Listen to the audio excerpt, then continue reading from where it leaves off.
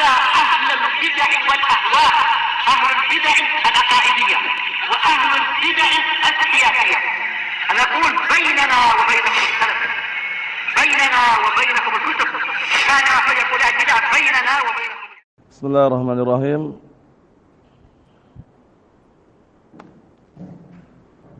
Alhamdulillahilladzi arsala rasulahu bil huda wa dinil haq liyudhhirahu 'alad dini kullihi wa kafaa billahi shahida. Asyhadu an la ilaha illallah wahdahu la syarika la iqraran bihi wa tauhida.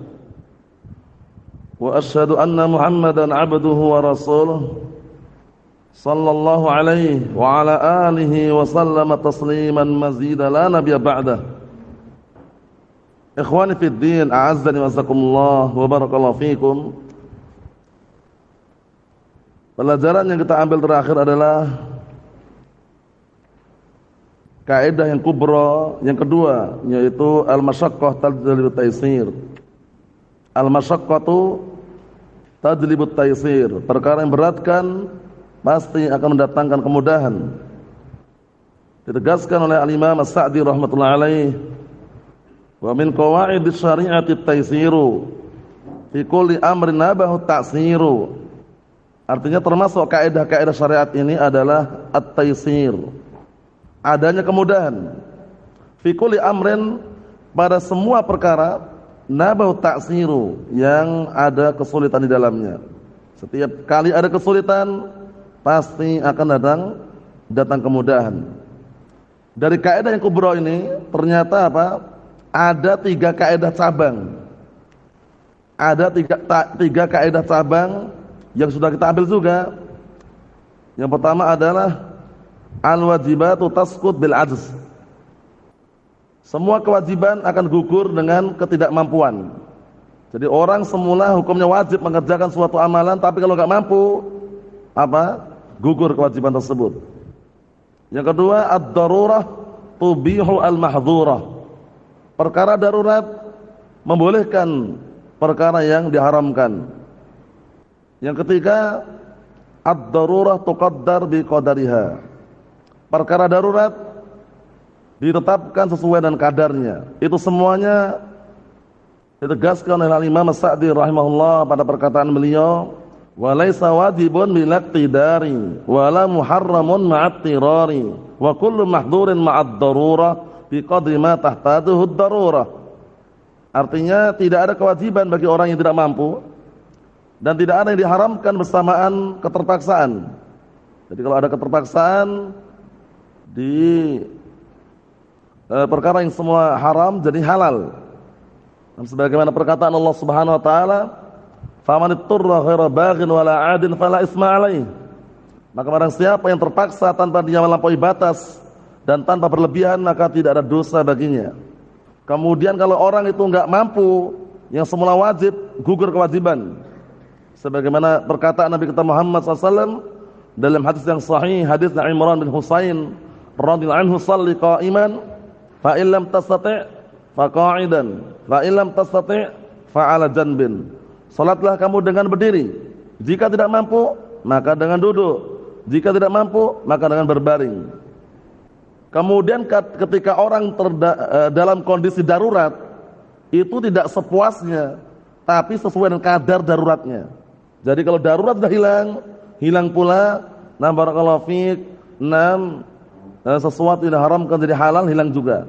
Maksudnya kalau orang itu dalam posisi darurat, sesuatu yang haram jadi halal, tapi kalau hilang daruratnya, pembolehan tadi hilang juga. Mafhum? Wa kullu mahdzurin ma'ad darurah biqadri ma tahtaduhu ad-darurah. Setiap perkara yang diharamkan bersama dengan darurat itu sesuai dengan kadar yang dibutuhkan oleh darurat tersebut. Naam. Kemudian barakallahu fiik, sekarang kita akan masuki pembahasan yang berikutnya. Namun sebelum kita memasuki halaman 31, untuk perhatikan 31. 31 disebutkan contoh bagaimana sekarang kalau antara dua perkara yang dia tidak bisa mengelak. yaitu antara perkara yang diharamkan dan antara perkara darurat. Tapi daruratnya itu lebih tinggi daripada yang diharamkan. Maksudnya apa barakallahu fiik? Contohnya di sini disebutkan memakan bangkai dengan membiarkan dirinya mati. Sekarang darurat, kalau dia tidak makan bangkai dia akan mati. Berarti di sini daruratnya lebih tinggi daripada yang diharamkan. Nah, kalau seperti ini keadaannya barakallahu fiik, maka dia melakukan perkara yang darurat tadi, makan bangkai agar dirinya tetap hidup. Agar dirinya tetap apa? Tetap hidup. Karena perkaranya apa? Daruratnya lebih tinggi, yaitu antara nyawa, antara kematian dan kehidupan. Jadi lebih dia memilih apa? Memilih makan bangkai, masuk dalam kaidah ad-darurah tubihu al-mahdhurah. Sekarang permasalahan terakhir, yaitu bagaimana sekarang kalau antara barakallahu fiik yang diharamkan tersebut itu lebih tinggi daripada daruratnya. Bisa dipahami? Contohnya sekarang gini, antara dia dipaksa untuk membunuh orang lain, kalau dia nggak bunuh dia dibunuh. Darurat ini ya. Jadi ada orang dipaksa untuk membunuh orang lain, kalau dia nggak membunuh dia yang dibunuh. Antara darurat dan perkara yang diharamkan. Sekarang bunuh orang lain haram nggak? Haram. Kemudian dia dipaksa untuk membunuh, kalau nggak membunuh dia dibunuh. Ini darurat atau enggak? Darurat. Nah, sekarang sesuatu yang diharamkan di sini lebih besar, yaitu membunuh jiwa orang lain. Kan gitu. Nah, walaupun dia darurat. Nah, kalau seperti ini modelnya barakallahu fiik, maka dia lebih baik melakukan yang apa? Tidak melakukan yang diharamkan tadi, tapi apa? Biarkan dia yang dibunuh. Karena apa? Karena jangan sampai dia barakallahu fiik mengorbankan nyawa orang lain demi dirinya sendiri. Bisa dipahami? Jangan sampai dia mengorbankan nyawa orang lain biar dirinya selamat, itu enggak boleh. Karena apa? Karena posisinya apa barakallahu fiik? Perkara yang diharamkan yaitu membunuh jiwa orang lain lebih besar, lebih tinggi daripada sekedar darurat yang dia barakallahu fiik rasakan. Kalau dia enggak bunuh, dia yang dibunuh. Tapi kalau dia bunuh orang lain, berarti dia telah melakukan perkara yang besar. Ya kan, membunuh orang lain kan, membunuh jiwa yang apa? Yang diharamkan kan. Seperti itu. Nah, di sini dia lebih baik apa? Memilih biar dia yang dibunuh. Jangan sampai dia memilih membunuh orang lain demi menyelamatkan dirinya, itu enggak boleh. Paham ya? Itu contoh yang disebutkan halaman 31, bisa dilihat sendiri. Sekarang kita akan masuk ke kaidah berikutnya, kubra juga, kubra yang ketiga. Setelah yang pertama al-umur bimaqasitiha, kemudian yang kedua al-masyaqqah tadribut taysir, sekarang yang ketiga qala Asy-Syaikh Abdurrahman bin Nasir As-Sa'di rahimahullah, wa tarji'ul ahkamu lil yaqini fala yuzilu syakku lil yaqini, wa tarji'ul ahkamu lil yaqini fala yuzilu syakka lil yaqini. Artinya semua hukum-hukum itu kembali kepada keyakinannya. Maka keyakinan itu barakallahu fiik atau tidak akan bisa dihilangkan dengan keraguan. Paham? Jadi keraguan enggak akan bisa menghilangkan keyakinan. Yakinnya yang mana dia? Jadi membangun sesuatu di atas keyakinan itu penting sekali. Karena nanti ada perkara-perkara yang kita enggak bisa membangun di atas keyakinan. Bisanya hanya dzan, ghalabatul dzan, dugaan sangkaan kuat. Paham ya? Seperti gerakan ibadah, gerakan salat, atau ketika orang bersuci, itu semuanya dzan semuanya itu. Kenapa? Karena untuk kita yakin sangat sulit, kita harus melihat langsung. Padahal kalau kita salat kan enggak boleh tolak-tolak kan? Kalau kita salat boleh enggak kita tengok-tengok? Enggak boleh kan? Semuanya prediksi, dzan, dugaan kuat, pas sudah. Allahu Akbar. Paham? Kalau ingin yakin lihat, dipaskan tangannya sampai sejajar pundak, dipaskan lihat kanan kiri, tapi kan enggak boleh. Paham? Kemudian orang bersuci, ketika dia BAB atau misalkan buang air kecil, kan dia harus bersuci. Bersuci dari hadas tadi kan. Nah, kalau yakin dia melihat area barakallahu fiik pada kemaluannya, tapi kan enggak mungkin. Cukup kita menggunakan dzan, dugaan kuat bahwasan sudah bersih. Mafhum? Itu semuanya nanti dibahas. Nah, sekarang yang kita akan bahas barakallahu fiik yang dikenal dengan al-yaqin la yazul bisyak. Paham ya? Al-yaqin la yazulu bisyak. Yang namanya keyakinan tidak akan hilang dengan keraguan. Mafhum? Ini nanti barakallahu fiik, di bawah kaidah kubro ini ada pembahasan fikih yang sangat banyak sekali. Masalah orang ragu, ketika dia ragu berapa kali dia tawaf, ragu berapa rakaat dia sholat, ragu apakah dia ada wudu atau belum, masuk dalam kaidah ini. Al-yaqinu la yazulu bisyak. Yang namanya keyakinan tidak akan bisa hilang dengan keraguan. Ada orang dia dari rumahnya udah wudu, dari rumah sudah wudu dia, datang ke masjid ragu, sudah wudu atau belum? Berarti sudah. Paham ya? Ada orang dia sedang sholat zuhur, ketika dapat 3 rakaat ragu dia, sudah 3 atau 4 ya, berarti 3 nambah 1. Mafhum? Ada orang tawaf keliling Ka'bah, ketika putaran ke-6 dia ragu, ini 6 atau 7 ya, berarti 6 tambah lagi berikutnya 7. Paham? Seperti itu nanti dibahas semuanya. Kesimpulannya barakallahu fiik, kaidah ini kaidah yang sangat besar, kaidah yang sangat agung. Nah, barakallahu fiik, disebutkan di situ halaman 31 atau melihat itu, wa hadhil qa'idatu aidha qa'idatun 'azimatun min qawaidid din al-kubra al-kulliyah. Kaidah ini juga termasuk kaidah agama yang besar dan juga menyeluruh. Wa hiya al-yaqinu la yazulu bisyak. Halaman 31 itu ya. Wa li hadhil qa'idah adillatun katsirah. Untuk kaidah ini ada dalil-dalil yang sangat banyak. Di antaranya perkataan Allah Subhanahu wa taala, wa ma yattabi'u aktsaruhum illa dhanna inna dhanna la yughni minal haqqi syai'a. Artinya apa? Tidaklah kebanyakan mereka mengikuti kecuali hanya dugaan atau prasangka saja. Sesungguhnya dugaan atau prasangka tidaklah apa? Bisa barakallahu fiik menyetarai atau memberikan faedah al-haq sedikit pun. Paham? Jadi yang namanya dugaan sangkaan itu tidak bisa memberikan faedah al-haq sedikit pun. Karena hanya menduga, menyangka. Tapi dalam ilmu usul barakallahu fiik, masuk dalam kategori maratibut idrak, tingkatan-tingkatan pengetahuan itu dzan masuk. Paham ya? Cuman dzan dibedakan dengan apa kemarin? Al-wahm. Adzan dugaan sangkaan kuat tapi dominannya benar, dzan namanya. Kalau al-wahm dugaan atau sangkaan tapi dominannya apa? Keliru. Paham ya? Itu wahm namanya. Jadi ada wahmun, ada dzan. Kalau didasari dengan ilmu ma'rifatus syai', mengetahui sesuatu sesuai dengan hakikatnya ilmu berarti. Kalau mengetahui sesuatu tidak sesuai dengan hakikatnya namanya apa? Al-jahl. Nah, nanti ada orang itu mengetahui sesuatu tapi dengan dzan, dugaan sangkaan, tapi lebih dominan, kemungkinan besarnya benar, itu namanya dzan. Paham? Nah, tapi kalau menduga berprasangka terhadap sesuatu tapi dominannya kebanyakannya keliru namanya wahm. Tapi kalau syak itu ragu, itu enggak ada dominannya. Paham ya? Antara benar atau keliru dia ragu di situ.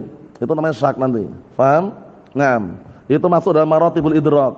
Ada namanya al-ilmu, al-jahlu, kemudian adzan, al-wahm, asyak. Mafhum? Nah, sekarang yang kita bahas adalah apa? Al-yaqin. Disebutkan di situ inna dhanna yakni asyak, dzan, dugaan sangkaan itu masuk dalam keraguan. La yughni minal haqq wa huwal yaqin. Maksudnya tidak bisa memberikan faedah keyakinan. Paham ya? Sedikit pun enggak bisa. Fasyakku aqal minal yaqin bikatsir. Yang namanya keraguan itu lebih sedikit tingkatannya daripada keyakinan. Paham ya? Nah, wala yaqwa ala musara'atil yaqin abada. Dan keraguan itu tidak akan kuat untuk memerangi keyakinan selama-lamanya. Mafhum? Jadi nanti kalau antum ragu dalam suatu ibadah, dibangun di atas yang antum yakini. Paham ya? Nah, karena apa? Karena nanti kalau kita ngikutin alur keraguan, imma dia terkena ujian was-was, bisikan syaitan yang terkutuk, atau dia tidak membangun ibadahnya di atas keyakinan.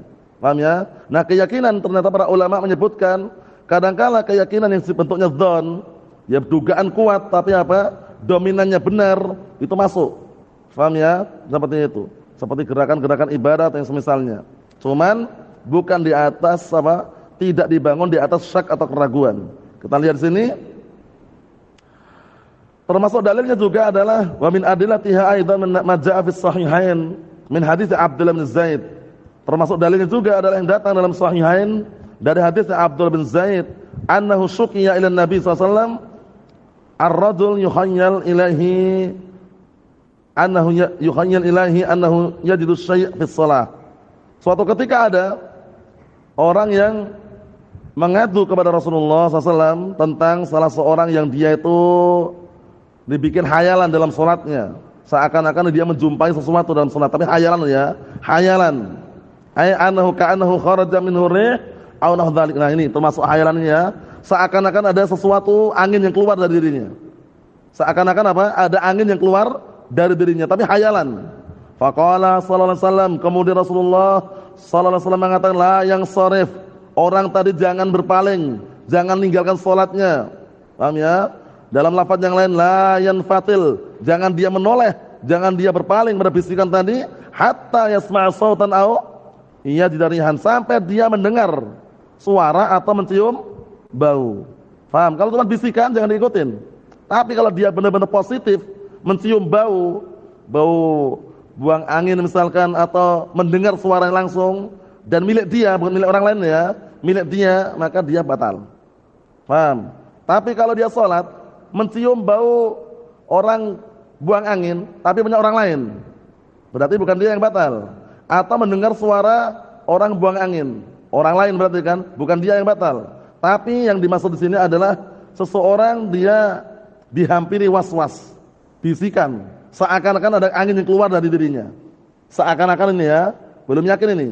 Nah, kata Rasulullah SAW, jangan tinggalkan sholatnya sampai positif dia mencium baunya atau mendengar suaranya. Mafhum insyaallah? Nah, barakallahu fiik, itu kesimpulannya.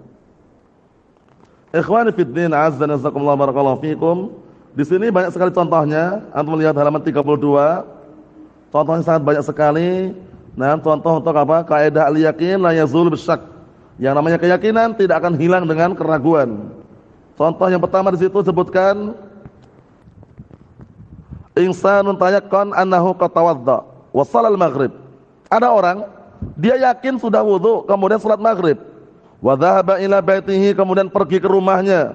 Tsumma lamma ja'at salatul isya, kemudian ketika datang salat isya, ingat-ingat ya, orang ini sudah yakin wudu, kemudian salat maghrib, pulang ke rumahnya. Kemudian ketika datang waktu isya, qala ana mutayaqqin annani qad tawadda'tu wa shalatul maghrib. Aku yakin tadi sudah wudu dan aku sudah salat maghrib. Lakinnani syakaktu hal ahdatsu aw la. Tapi aku sekarang ragu, aku sudah wudu atau belum, berhadas atau belum. Al-an al-yakin mada. Nah, sekarang mata ini. Sekarang yakin yang mana? Yakin apa dia sekarang? Yakin toharoh, yakin suci. Cuma ragu, sudah batal atau belum ya? Ragunya sudah batal atau belum ya? Tapi dia yakin suci. Paham belum? Dia tadi sudah wudu, sholat maghrib, pulang ke rumah, datang waktu isya, barulah dia timbul keraguan, sudah batal atau belum ya? Dalam kondisi dia tadi apa? Suci. Nah, kata disebutkan situ penjelasannya. Nah, barakallahu fiik. Nah, sekarang al-an al-yakin mada. Sekarang yakin apa sekarang? Taharah, suci kan? Wasyak mada, yang ragu apa sekarang? Al-hadas. Dia ragu terhadap apakah batal atau belum. Naqul al-yakin huwa taharah. Al-yakin huwa taharah la yazulu bihadza syak. Yang yakin berarti dia masih suci, tidak hilang dengan keraguan tersebut. Fa anta tahir, berarti kamu suci. Ibqi ala atau ibqa ala yakinik, tetaplah kamu di atas keyakinanmu. Faham? Nah, maksudnya apa? Dibangun di atas keyakinannya. Dia yakin sudah suci, cuman terpetik di benaknya, sudah batal atau belum ya? Berarti yakinnya dia suci-suci gitu loh. Faham? Nah, itu untuk apa? Untuk membendung penyakit was-was. Untuk membendung penyakit was-was. Sebaliknya sekarang, al-aqs sebaliknya artinya. Ja'a syakhsun wa qala ana adkur annani kharajtu min dawratil miyah wa qadaitu hajati. Hadza mutaakkidun minhu. Suatu ketika ada orang datang kemudian ngomong, aku ingat bahwasannya aku sudah keluar dari barakallahu fiik, tempat pengaliran air dan aku sudah menunaikan hajatku, maksudnya mungkin BAB atau air kecil ya. Hadza mutaakkidun minhu, ini benar-benar datang dari dia, maksudnya kabarnya benar. Lakin alladhi syakaktu bihi, tapi sekarang yang aku ragu, hal tawadda'tu aw la ba'da dzalik. Dia yakin ketika dia datang pada tempat untuk perputaran air atau mungkin barakallahu PDAM atau yang semisalnya, dia ternyata barakallahu ke kamar mandi, melakukan qada'il hajah, mungkin kencing atau BAB. Setelah keluar dia ragu, aku sudah wudu atau belum ya? Tapi setelah itu, setelah buang air kecil, setelah BAB wudu atau belum ya? Itu yang dia ragu di situ. Paham ya? Padahal buang air kecil sudah berhadas kan? Berhadas. Ragunya masalah toharoh. Padahal dia yakin sudah berhadas. Berarti kembali kemana? Dia berhadas. Kita lihat. Nah, barakallahu fiik. Naqul al-yakin andak madza? Sekarang yang yakin apa sekarang? Sekarang yang yakin di sisimu apa? Yang yakin hadas. Sudah apa? Berhadas. Wasyak madza? Sekarang yang ragu apa? Toharoh. Yang ragu bersuci. Sudah wudu atau belum ya? Setelah buang air kecil tadi. Wal yakin la yazul bisyak. Yang namanya keyakinan tidak bisa hilang dengan keraguan. Fa anta muhdits. Berarti kamu sudah berhadas. Bisa dipahami enggak? Tinggal dibalik aja. Jadi munculnya keraguan itu dilihat. Yang ragu yang mana, yang yakin yang mana. Yang yakin itulah yang dibangun nanti. Bisa dipahami ya? Al yakinu la yazulu bisyak. Itu ingat-ingat kaidahnya itu. Keyakinan tidak bisa hilang dengan keraguan. Kemudian barakallahu fiik, antum melihat bagian bawah itu, karena contohnya banyak itu ya, contohnya banyak. Yang jelas semuanya contoh tersebut mirip dengan yang kita sebutkan. Namun semuanya kembali kepada apa? Ukuran tadi itu ukurannya. Apa ukurannya? Ukurannya ketika orang ragu, kemudian dia ada yang yakin di situ, yang yakin itu yang dibangun, yang ragu ditinggalkan. Dia sudah bersuci, ya kan? Dia sudah bersuci, yakin sudah bersuci, ragu. Batal atau belum ya? Berarti belum batal. Dia sudah berhadas ini ya. Kemudian ragu, sudah wudu atau belum ya setelah berhadas? Berarti belum wudu. Itu caranya gitu. Paham? Dia sudah sholat zuhur dapat 3 rakaat. Dapat 3 rakaat. Padahal zuhur berapa rakaat? 4 rakaat. Nah, ketika rakaat ketiga ragu dia. Sudah 4 atau 3 ya? Berarti 3 nambah 1 lagi. Mafhum? Ketika dapat 4 rakaat dia ragu. Ini 4 atau 5 ya? Berarti udah 4 itu selesai. Paham? Nah, itu cara apa? Cara untuk mengatasi keraguan. Jangan sampai masuk dalam jaringan was-was, ngeri sekali. Jaringan-jaringan was-was ini bahaya sekali, yaitu bisikan-bisikan syaitan yang terkutuk. Bisa merusak acara ibadah, bisa merusak kesempurnaan ibadah. Kalau udah kita selesaikan, langsung kita masuk halaman 34. Karena contohnya banyak sekali ya, nggak semuanya kita sebutkan. Yang kesimpulannya antum udah paham bahwasanya kaidah yang kubro dihafalkan. Al-yaqinu la yazul bisyak. Keyakinan itu tidak bisa hilang dengan keraguan. Cara menggunakannya, kapan datang keraguan, pasti di situ dia ada yang dia yakini. Yang diyakini itulah yang dia ambil, yang dibangun di atasnya apa? Amalan. Faham? Mau dibolak-balik pun sama juga. Faham ya? Penerapannya gitu. Nah, contohnya sekali lagi yang contohkan, orang tawaf memutari Ka'bah seharusnya berapa kali? 7 kali putaran, ya enggak? Ketika putaran kelima ragu dia, putaran kelima ragu dia. Yakinnya dia 5. Ini udah 6 atau belum ya? Ragu dia.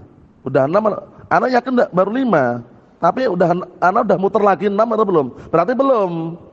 Kembali ke 5 tadi, mutar lagi. Gitu caranya gitu. Paham ya? Sebenarnya mudah, cuman kadang orang kesulitan dalam menerapkan caranya tadi itu. Ketika ragu, tanya, antum yang yakin yang mana? Yang yakin masih suci. Udah, yuk suci. Ragu lagi, antum yang yakin bagaimana? Yang yakin? Yang yakin setahu anak udah batal, belum wudu. Berarti batal itu. Paham ya? Itu cara mudahnya untuk memahami. Nah, sekarang pembahasan baru sekarang. Kaidah bukan kubro ya, kaidah yang bercabang dari itu semuanya. Qala Asy-Syaikh Abdurrahman bin Nasr As-Sa'di rahimahullah, wal aslu fi miyahin at-taharah wal ardi was-siyabi wal hijarah. Sekarang hukum asal air, hukum asal tanah, hukum asal pakaian, hukum asal batu. Kita katakan hukum asal air, hukum asal tanah, hukum asal pakaian, hukum asal batu adalah suci. Sehingga kalau suci itu hukum asalnya nggak usah tanya, kenapa suci? Itu pertanyaan yang tidak perlu ditanyakan. Karena ada kaidah wal asl la yus'al wa inna ma yus'alu idza kana kharaja 'anil asl. Itu kaidahnya. Wal aslu la yus'al. Kalau yang namanya hukum asal itu nggak usah tanya. Kapan ditanya? Wa inna ma su'ila wa inna ma yus'al. Hanya saja ditanya idza kana kharijan minal asl. Sesuatu itu ditanya kalau keluar dari asalnya. Sekarang antum lihat, antum ingat gak belajar nahwu kemarin? Belajar nahwu kemarin kan sudah kita lewati, hukum asal isim itu kan mu'rab. Ya enggak? Enggak usah tanya kenapa isim mu'rab, enggak usah nanya. Antum tanya kalau ada isim mabni, kenapa mabni? Oh, karena isim isyarah. Karena isim mausul. Bisa dipahami? Hukum asal fi'il itu mabni. Enggak usah tanya kenapa mabni, enggak usah nanya. Kenapa ini fi'il kok mu'rab? Baru ditanya karena keluar dari asalnya. Ini juga sama. Hukum asal air suci. Hukum asal tanah suci. Hukum asal pakaian apa? Suci. Hukum asal batu apa? Suci. Enggak usah tanya kenapa kok suci. Antum nanyanya kenapa ini air ini kok najis, kenapa gitu loh. Karena keluar dari asal, tercampuri benda najis itu, paham maksudnya. Nah, jadi enggak usah nanya lagi. Ini airnya kenapa kok suci ya? Enggak usah nanya, itulah hukum asal suci. Jadi pahami? Nah, barakallahu fiik. Ikhwan fi din, azza wa jazakumullah, barakallahu fiikum. Naam. Kita lihat sini. Kata Al-Imam Sa'di rahimahullah, wal aslu fi miyahina at-taharah wal ardi was-siyabi wal hijarah. Hukum asal air kami itu suci. Buminya, pakaiannya dan batunya semuanya suci. Ini hukum asal. Jadi hukum asal ini dihafalkan ya. Disebutkan di bawahnya itu hadhihi usulun muhimmah lil ghayah. Ini adalah dasar pokok yang sangat penting. Wa hadhil qaidah ismuha, kaidah namanya adalah al aslu fil miyah, al aslu fil miyah wal ard was siyab wat taharah. Hukum asal air, tanah, pakaian itu adalah suci. Paham ya? Nah, jadi diingat-ingat. Kalau antum ditanya kenapa air ini kok suci, enggak usah nanya. Karena itu hukum asal. Ditanya kalau kenapa air najis, itu bertanya. Paham ya? Sekarang misalkan ada air, satu ember, kena tetesan najis, tapi enggak berubah baunya, wala rasanya, wala warnanya, kembali ke hukum asal suci. Kenapa? Karena benda najis itu akan menajisi benda yang lain ketika dia itu awal mulanya suci, kalau berubah. Walaupun airnya sedikit, walaupun airnya banyak, berubah apa? Ima warnanya, baunya atau rasanya. Mafhum? Nah, ada misalkan satu kolam air, banyak itu kan satu kolam kan, kemudian kena benda najis, berubah warnanya, atau baunya atau rasanya, najis nggak airnya? Najis. Jadi para ulama mengatakan al-ibrah bitaghayyur, yang jadi tolak ukur itu berubah atau tidak dengan benda najis tadi. Kalau nggak berubah, walaupun benda najisnya banyak, tapi nggak mengubah air suci tersebut, nggak berubah baunya, wala rasanya, wala warnanya, tetap suci. Al-ibrah bitaghayyur, yang jadikan tolak ukur itu berubah ataukah tidak. Mafhum? Nah, seperti itu. Ikhwani fid din, a'azzani wa jazakumullah, barakallahu fiikum. Dalil yang menunjukkan bahwasannya air itu hukum asalnya ada suci disebutkan di situ. Nah, dalilnya apa? Kalau Allah Taala mengatakan wa anzalna minas samaa'i ma'an tahura, dan kami turunkan dari langit air yang suci. Ini hukum asalnya, sehingga mau air laut, air sungai, mata air, paham ya? Itu semuanya apa? Suci. Nah, sampai apa? Ada benda najis yang menajisinya. Dan kita katakan tolak ukur itu dikatakan najis kalau apa tadi? Berubah apa? Warna, bau atau rasa. Naam. Wa qala Nabi sallallahu alaihi wasallam, dalam hadis yang lain ditegaskan juga pendalilan bahwasanya hukum asal air adalah suci. Perkataan Nabi sallallahu alaihi wasallam, al-ma'u tahurun la yunajjisuhu syai'un. La yunajjisuhu syai'un. Air itu suci, tidak ada sesuatu apapun yang bisa menajisinya atau membuat najis air tersebut. Tapi ingat, paham ya? Manakala benda najis tidak mengubah bau atau rasa atau warna air yang suci tersebut. Kalau berubah tetap najis.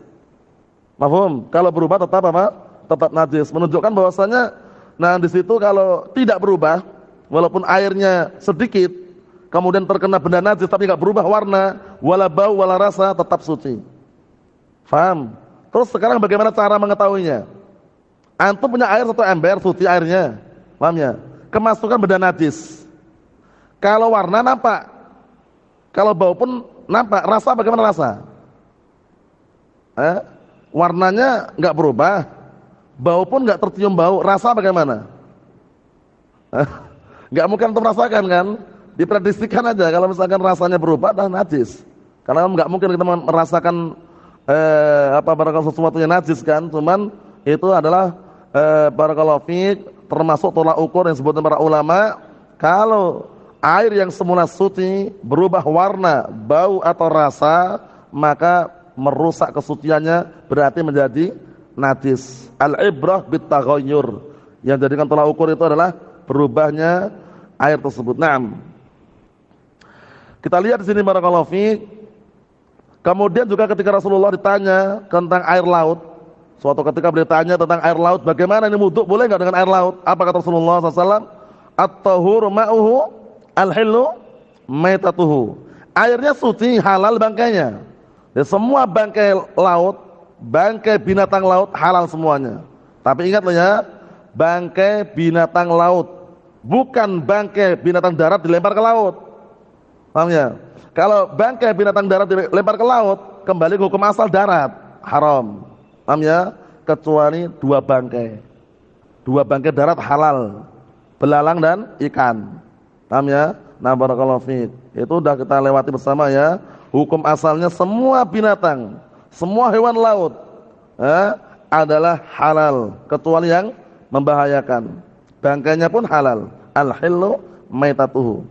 Mafhum? Berikutnya barakallahu fiik, antum perhatikan itu halaman 35. Perkara yang kedua adalah al-ard, yaitu tanah atau bumi ini. Termasuk tanah atau bumi adalah hijarah, batu. Mana dalil yang menunjukkan bahwasanya bumi ini suci? Yaitu perkataan Rasulullah SAW dalam hadis yang sahih, riwayat Bukhari, riwayat Muslim juga, dan hadisnya Jabir bin Abdullah radhiyallahu anhu.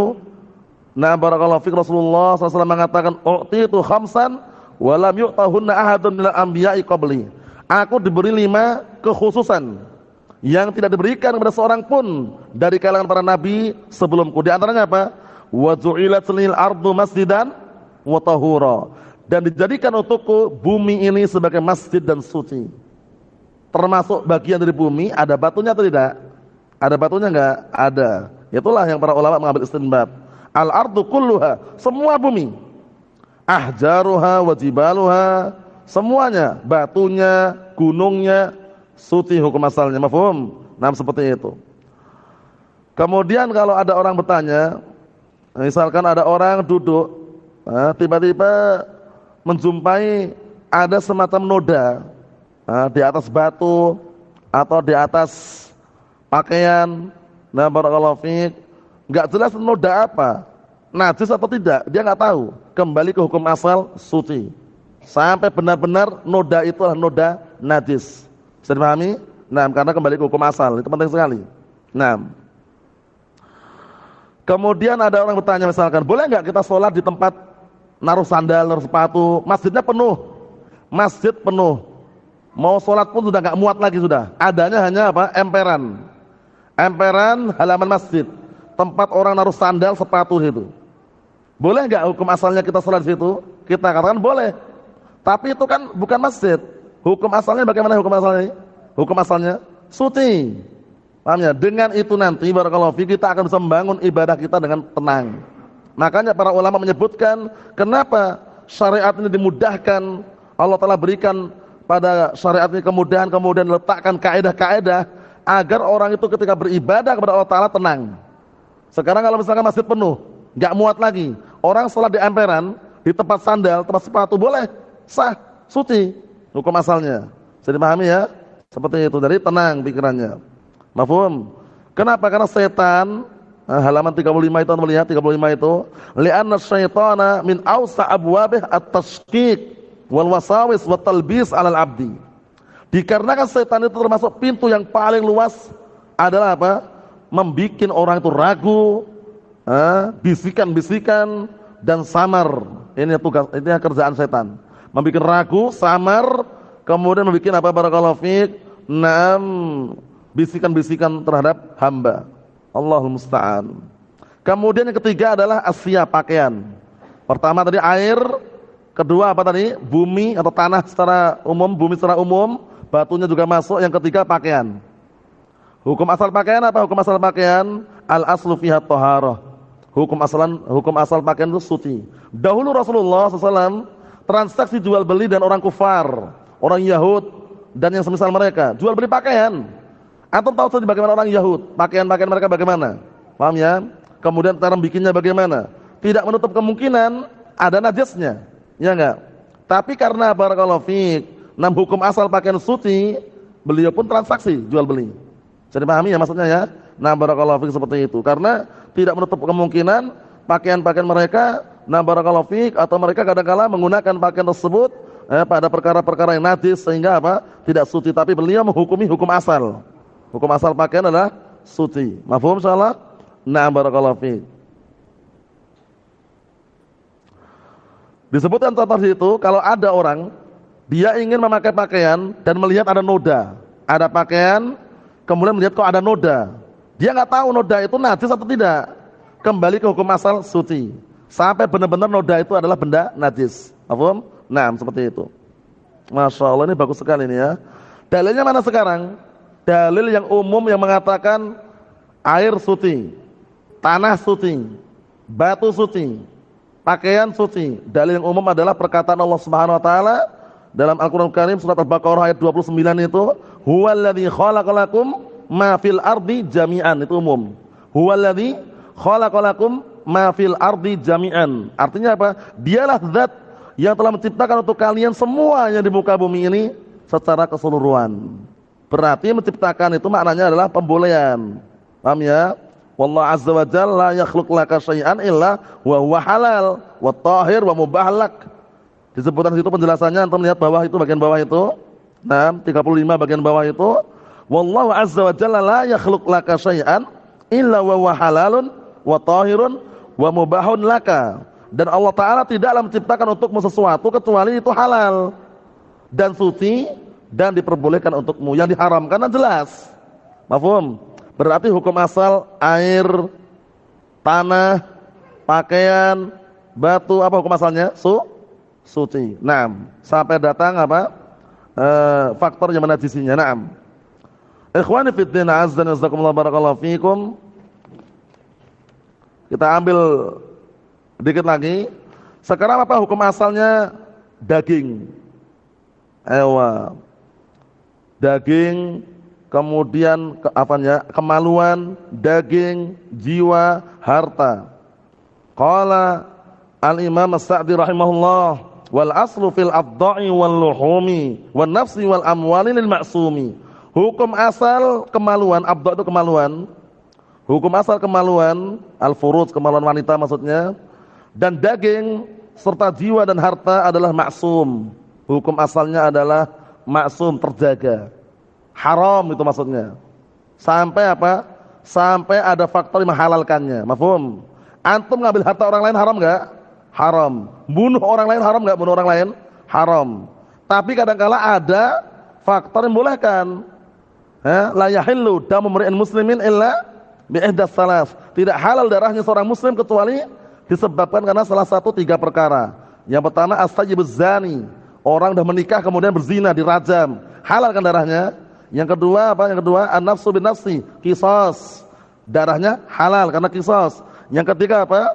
At-tariqu lidinihi al-mufariqu lil jamaah, orang yang meninggalkan agamanya, berpaling dari jamaatul muslimin, murtad maksudnya. Itu halal apa? Halal darahnya. Wa illa, pada asalnya darah manusia, harta manusia, jiwa manusia haram. Mafhum? Seperti itu. Tapi untuk kemaluan juga sama, haram sampai ada faktor yang menghalalkan, pernikahan maksudnya. Faham? Seperti itu. Kalau daging, ini ada khilaf untuk daging ini ya, dipahami baik-baik jangan biar enggak gagal paham nanti. Jadi pantunnya, lihat pantunnya. Wal aslu fil adda'i wal luhumi wan nafsi wal amwali lil ma'sumi. Asy-Syaikh Abdurrahman bin Nasr As-Sa'di rahimahullah, bukannya kita menuduh beliau kurang cermat, kurang teliti, bukan. Kebenaran harus kita ucapkan. Di sini beliau mengikutkan al-luhum, daging. Kata beliau, hukum asal kemaluan, daging, jiwa, harta adalah haram. Ternyata untuk masalah luhum, laham daging ini, pendapat yang kuat hukum asalnya halal. Untuk daging. Yang masuk dalam keumuman perkataan Allah Ta'ala, huwallazi khalaqalakum ma fil ardi jami'an. Dialah zat yang telah menciptakan untuk kalian semua yang di muka bumi seluruhnya, termasuk daging. Belum? Jadi itu masalah daging, Antum lihat halaman 37 biar nanti enggak gagal paham. Untuk masalah daging lihat halaman 37. Wal jumhur ala khilafi dzalik. Jumhur berpendapat berbeda dengan pendapatnya As-Sa'di rahimahullah taala. Apa pendapat jumhur? Nah, barakallahu fikum. Pendapat jumhur antum perhatikan wa annal asla fil luhum al-hil. Faham? Hukum asal daging itu adalah al-hil, yaitu apa barakallahu fik?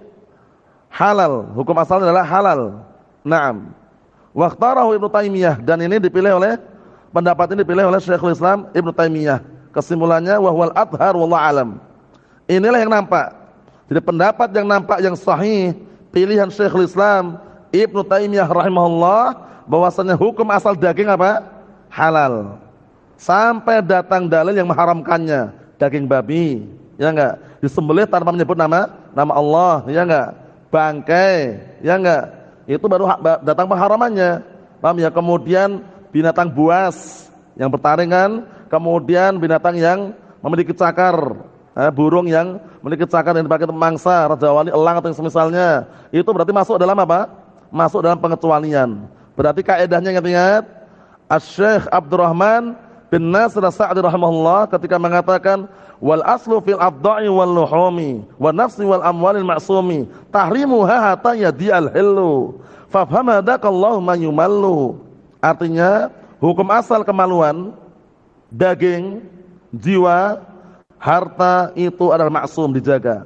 Tahrimuha haram hatta yadi'al hillu, sampai datang dalil yang menghalalkan. Fafham, pahamilah. Hadakallahu ma yumallu. Semoga Allah Ta'ala memberikan hidayah kepadamu dan semoga tidak apa? Tidak bosan. Tidak jenuh. Maksudnya bagaimana barakallahu fiik? Maksudnya beliau menggabungkan jadi satu, luhum. Pendapat yang sahih untuk daging barakallahu fiik, hukum asal daging apa hukum asalnya ini? Halal. Sampai datang dalil yang mengharamkannya. Itu pendapat yang sahih. Dikuatkan oleh siapa tadi? Syekhul Islam Ibnu Taimiyah rahimahullah. Nah barakallahu fiik, adapun yang dikecualikan maka masuk dalam pengecualian. Faham? Adapun ayat yang dipakai dalil oleh barakallahu fiik, sebagian orang yang mengatakan hukum asal daging adalah haram, yaitu wala taqulu mimma lam yudkar smullahi alaih, itu bukan pengharaman nah barakallahu fiik daging, tapi syarat daging sesembelihan itu menjadi halal. Syaratnya apa? Harus ketika sembelih dengan menyebut apa? Nama Allah, bismillah. Mafhum? Nah, seperti itu. Adapun yang dikecualikan seperti bangkai, jelaskan dalam ayat Allah sebutkan hurrimat alaikum al-maitatu wad-damu wa lahmul khinzir. Telah diharamkan atas kalian bangkai, darah dan daging babi. Berarti itu dikecualikan. Mafhum? Ingat-ingat, ketika antum dengar lafaz bangkai, tidak selamanya baunya busuk. Bangkai itu macam-macam. Antum nyembelih sapi, kambing atau ayam, tapi nyembelih di kaki, bismillah. Di kaki yang sembelih. Pendarahan akhirnya. Sapinya meninggal dunia. Sapinya mati sapinya. Paham ya? Bangkai bukan? Bangkai. Padahal baunya masih sedap baunya kan? Masih segar kan dagingnya. Tapi itu bangkai. Jadi bangkai itu jangan sampai terpetik di benak antum. Bangkai itu harus yang baunya tidak sedap, baunya busuk, itu enggak mengharuskan.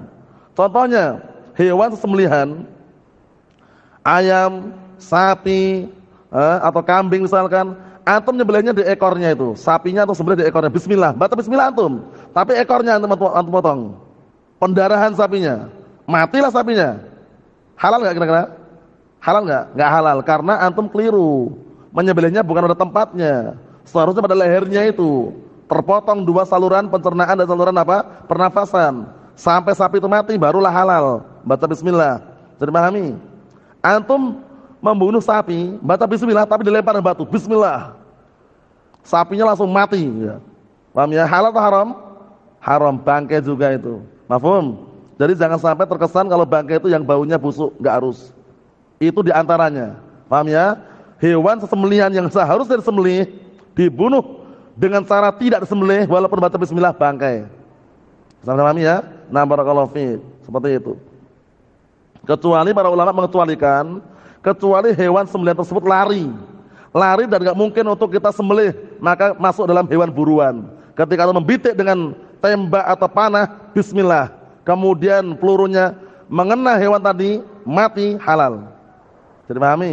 Tapi kalau hukum asalnya dia adalah hewan sesembelihan, kemudian antum menyembelih bukan pada tempatnya walaupun baca bismillah, haram. Paham ya? Menyembelih sapi telinganya, bismillah. Telinganya dipotong.